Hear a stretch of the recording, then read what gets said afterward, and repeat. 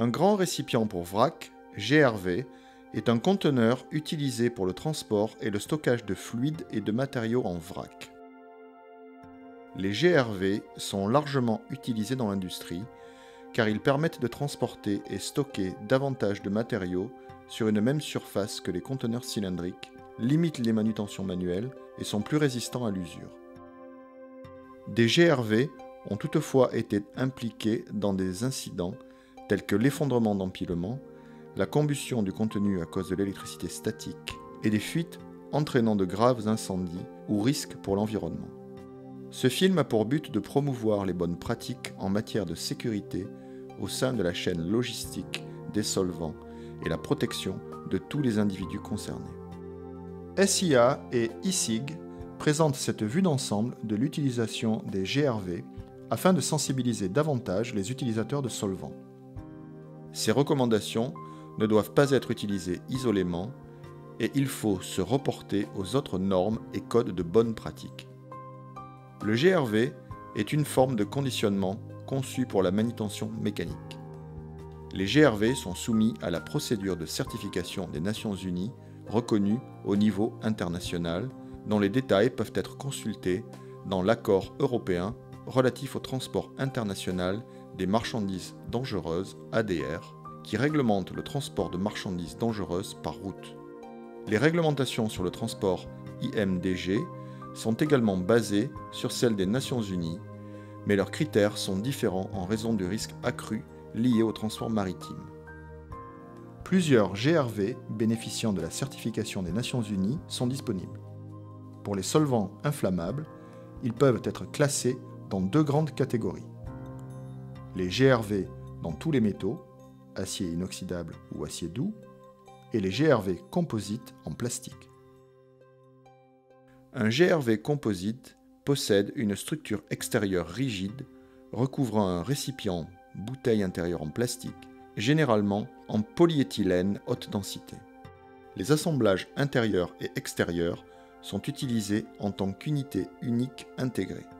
Le GRV est composé comme suit: palette intégrée en métal, bois ou plastique, vanne d'écoulement en plastique, généralement une vanne papillon ou à billes, avec un bouchon de fermeture secondaire et éventuellement un clapet pour protéger la vanne, un orifice de remplissage au sommet avec éventuellement un bouchon à vis ventilé. Les GRV composites à protection électrostatique peuvent être composés d'une couche extérieure dissipative ou conductrice, d'une grille conductrice avec un maillage de maximum 100 cm² et d'une surface de contact métallique dans le GRV sous la forme d'une tige, d'une plaque ou d'un anneau qui sort du corps en plastique et est connecté à la structure métallique du GRV via un fil de terre. Ces mesures empêchent l'accumulation d'électricité statique émise par frottement, ainsi que lors des procédures de remplissage et de vidange, et ainsi permettent d'éliminer toute décharge dangereuse d'électricité statique. Pour les produits sensibles, on peut utiliser une barrière chimique supplémentaire, de l'éthylène alcool vinylique EVOH ou une fluoration pour éviter la perméation des solvants de gaz tels que l'oxygène, le dioxyde de carbone et l'azote ou des fluves. On peut utiliser une protection contre les UV et la lumière pour les produits sensibles à la lumière. Les GRV utilisés pour les produits alimentaires doivent être conformes à la législation en vigueur. Il a été constaté que le plastique des GRV composites était susceptible de se ramollir et de libérer rapidement le contenu lorsqu'il était exposé au feu. La présence d'un plaquage métallique peut retarder le processus, mais tout le contenu risque d'être libéré in fine. Lors d'un incendie, la perte totale de contenu peut déborder du confinement de la zone de stockage. Tous les GRV, même métalliques, peuvent comporter des composants plastiques exposés thermosensibles. Une combustion peut rapidement entraîner la rupture totale du GRV. En cas d'incendie, un récipient métallique peut avoir une défaillance hydraulique où l'espace mort du réservoir peut exploser. Quand on travaille dans des atmosphères potentiellement explosives, il est crucial d'éviter l'accumulation et les décharges d'électricité statique. L'accumulation de la charge électrostatique est plus importante lorsque le liquide s'écoule. Il est donc important d'adopter des méthodes de remplissage et de vidange sans danger. L'opérateur doit s'assurer que le confinement est intact. Le choix d'un GRV est dicté par ses caractéristiques, son état, sa compatibilité, sa longévité et son adéquation à un solvant spécifique. Le fabricant doit avoir approuvé l'utilisation du GRV avec le solvant. Les recommandations du fabricant et les conditions liées au certificat des Nations Unies pour le GRV doivent être appliquées et les recommandations sectorielles locales doivent être évaluées. Les GRV composites peuvent ne pas être compatibles avec tous les solvants ou être refusés par les clients ou les assureurs.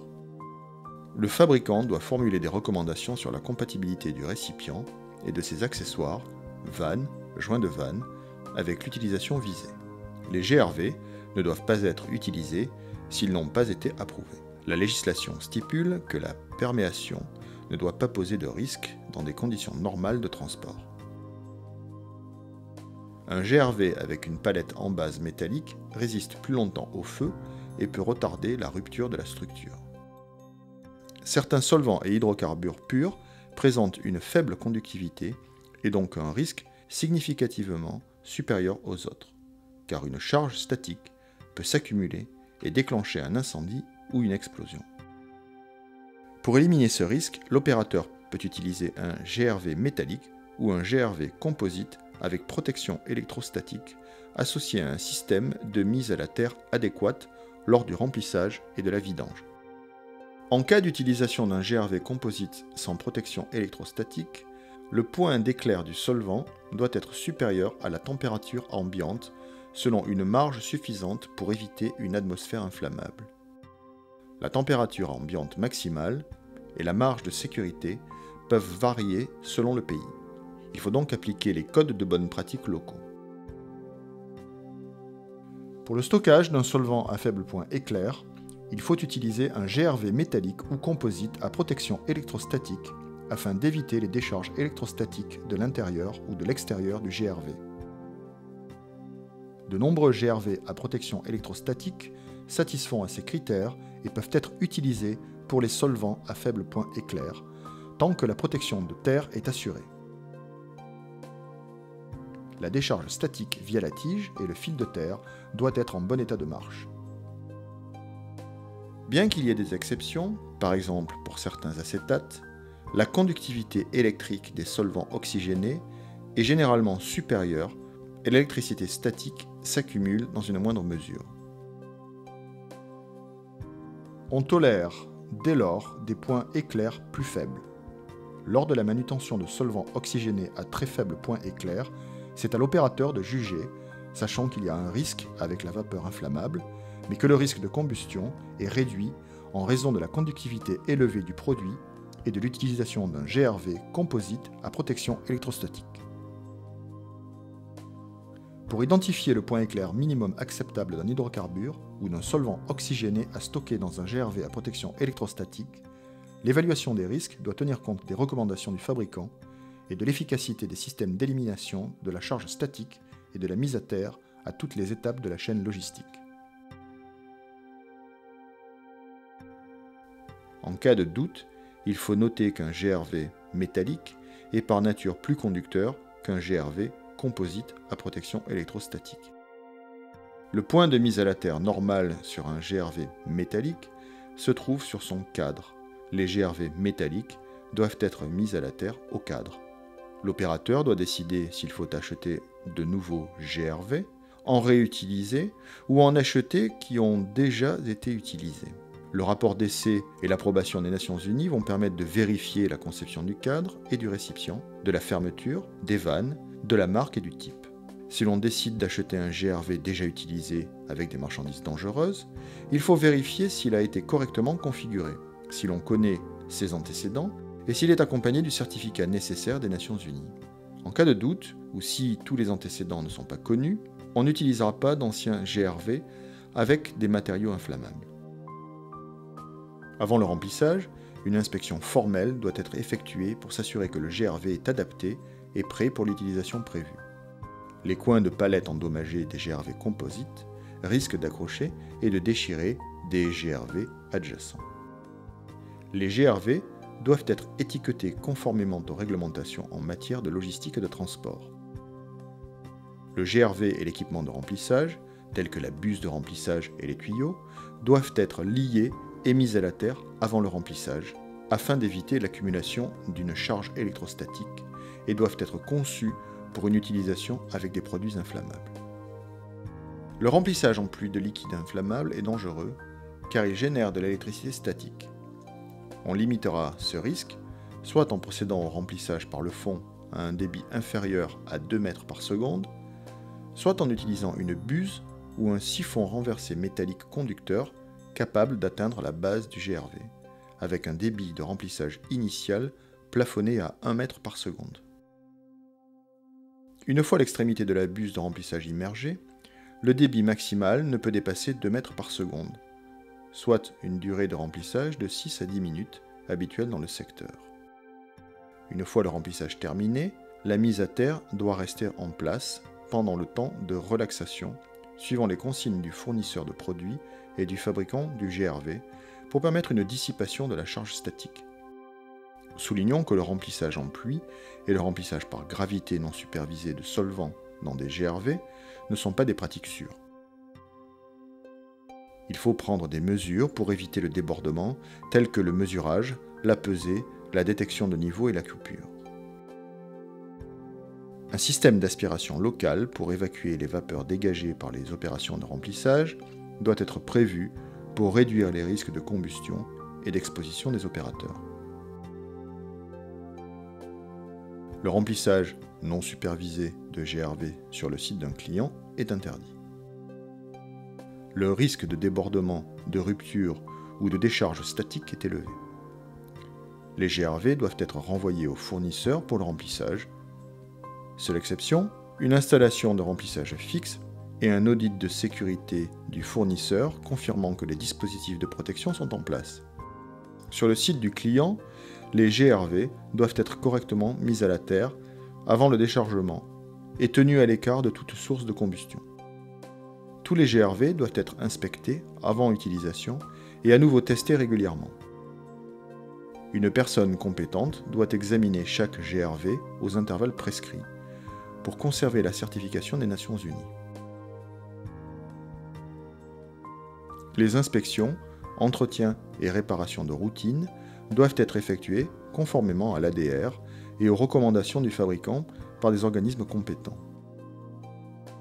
Les GRV doivent être nettoyés et ne plus contenir de vapeur, à vérifier avec un détecteur de gaz portatif, afin de réduire le risque d'incendie. Les GRV présentent un risque de rupture dangereuse lors des tests de pression pour détecter les fuites. Il faut donc prendre des mesures de précaution. Les modifications doivent être apportées aux GRV par leur fabricant. Les récipients présentant une fuite doivent être identifiés et réparés rapidement dans une zone de sécurité avant qu'une flaque importante ne se forme. Les liquides très inflammables, dont les solvants, doivent être stockés dans un endroit frais et sec, en plein air et à l'écart de sources de combustion et de chaleur. Le stockage à l'extérieur présente des inconvénients, notamment la dégradation des récipients en plastique par les rayons ultraviolets, les dégâts du vent et de la pluie, ainsi que la hausse de la température due à l'exposition au soleil. Une protection légère contre les conditions météorologiques et une bonne rotation du stock minimiseront ces inconvénients. Les fûts en acier contenant des liquides inflammables doivent être tenus à l'écart des GRV composites, si cela est possible. Pour le stockage à l'intérieur, la ventilation est importante et l'évaluation des zones dangereuses doit tenir compte de l'ensemble des sources de combustion. L'évaluation des risques du site doit tenir compte du fait qu'un incendie dans un entrepôt de stockage de GRV peut entraîner la libération de tout le liquide en moins de 10 minutes. On fera appel au conseil d'un spécialiste au moment de sélectionner et de mettre en œuvre des systèmes de détection incendie et des équipements anti-incendie. Les solvants inflammables doivent être isolés des produits tels que les agents oxydants et les autres substances réactives, ainsi que les liquides combustibles qui augmentent le pouvoir calorifique. La combustion de flaques de liquide s'écoulant sous les palettes des fûts en métal ou des GRV en métal aggrave l'incident et augmente le risque d'explosion avec projection de matériaux dû au dégagement des vapeurs de liquide en ébullition. On peut réduire le risque en séparant les GRV composites et en plastique des GRV et des fûts en métal. Pour le contingentement, on peut prévoir des bordures ou un dénivelé pour maîtriser l'écoulement du liquide enflammé. Si un système d'endiguement limité est prévu, il faut tenir compte des effets de débordement du liquide. Pour réduire les risques, il faut minimiser la quantité de liquide stocké dans les GRV et penser à utiliser des chariots élévateurs, un espace de stockage, un système d'endiguement et des étagères adéquates. Tout chariot élévateur utilisé pour la manutention de GRV contenant des liquides très inflammables doit être adapté à une utilisation dans des espaces confinés. Les GRV peuvent être gerbés, mais il faut tenir compte des limites de charge admissibles spécifiées dans l'ADR et des différences de conception. Une personne compétente doit établir des règles et procédures pour le site afin de garantir la sécurité du gerbage des GRV. Les GRV remplis, conçus pour le gerbage, ne doivent pas être gerbés par plus de 2 unités, et ce uniquement au niveau du sol. On doit appliquer la même hauteur de gerbage pour les GRV partiellement remplis. Il ne faut jamais gerber de fûts sur des GRV. Les systèmes de gerbage permettent d'optimiser l'occupation de l'espace. Ils doivent être conçus et installés par des professionnels et faire l'objet d'inspections et d'entretien adéquats. Les systèmes de gerbage peuvent subir des dégâts mécaniques causés par des chariots élévateurs et la corrosion. Les systèmes de confinement, tels que les parcs, l'endiguement, les dispositifs de vidange, les collecteurs et leurs vannes de commande doivent être conçus, inspectés et entretenus afin de réduire l'impact potentiel d'une fuite de produits. Un bon système d'entretien doit être mis en œuvre pour éviter l'accumulation de matériaux combustibles, tout déversement accidentel et la prolifération de la végétation. L'opérateur doit tenir compte de la sécurité du site et, le cas échéant, des dispositions spécifiques à l'ADR. La sécurité doit faire l'objet d'une gestion active par un processus commençant par l'évaluation des risques. Les résultats des évaluations des risques doivent être communiqués aux travailleurs et doivent étayer les procédures opérationnelles. Les formations régulières doivent comprendre les éléments suivants: caractéristiques et risques des solvants, procédures de manutention sans danger, utilisation des chariots élévateurs, gerbage, identification des situations anormales, rapport sur les anomalies et les accidents, port de vêtements de protection, entretien, gestion des fuites et déversements accidentels mineurs et procédures d'urgence. Les GRV sont largement utilisés dans le secteur des solvants. Il est important de les manipuler avec prudence. Le secteur des solvants est bien réglementé. Des informations et des recommandations existent pour minimiser les risques liés aux solvants, notamment nos récents films sur les solvants, leur manutention en toute sécurité et l'électricité statique. Nous tenons à remercier la Chemical Business Association et le régulateur britannique Health and Safety Executive pour leur contribution à la production de ce film. Nous vous remercions pour votre attention. Pour toute information complémentaire, veuillez consulter notre site web.